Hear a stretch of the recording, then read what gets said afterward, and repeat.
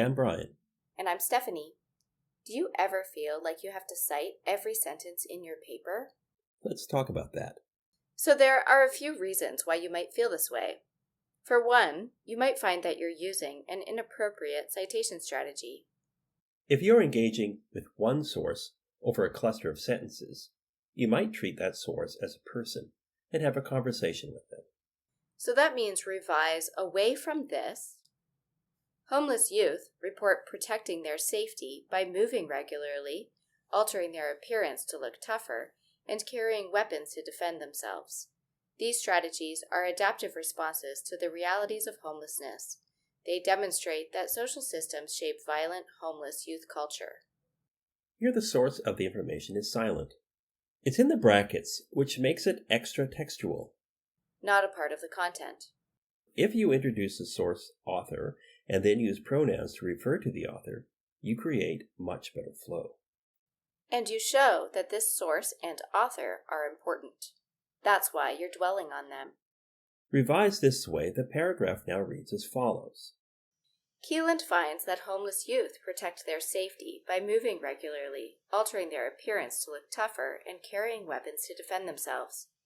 She explains that these strategies are adaptive responses to the realities of homelessness, and argues that they demonstrate that social systems shape violent homeless youth culture. This citation strategy allows you to show off your intellectual contributions to the paper. You're in control of this narrative. Yeah, you've invited this guest to your party, and you're chatting with her. More like about her, I guess. But the analogy almost works. Thanks. Sometimes this strategy doesn't feel sufficient, though. It's true. If you've over-relied on just one or two sources, then this isn't going to help. It's not. Sometimes you'll need to do more research and invite more guests to your party. Which means you'll need to synthesize your research. How do these authors you've gathered speak to one another? Where is their agreement or disagreement? Or even just complementary information that can be looked at together to see something new.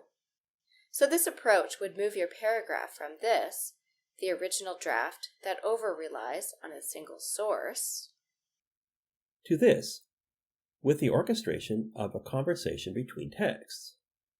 According to Keeland, homeless youth report protecting their safety by moving regularly, altering their appearance to look tougher, and carrying weapons to defend themselves. This is confirmed by Moore, who reveals that these strategies are drivers of street violence.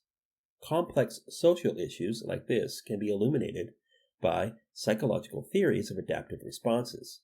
For instance, Strickland uses the theory of adaptive response to explain how homeless youth are caught up in systematic forces.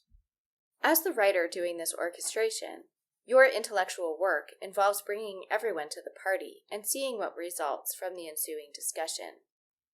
If you're stuck feeling like you're lost amongst your citation, visit the Writing Center for support. Until next time, happy writing!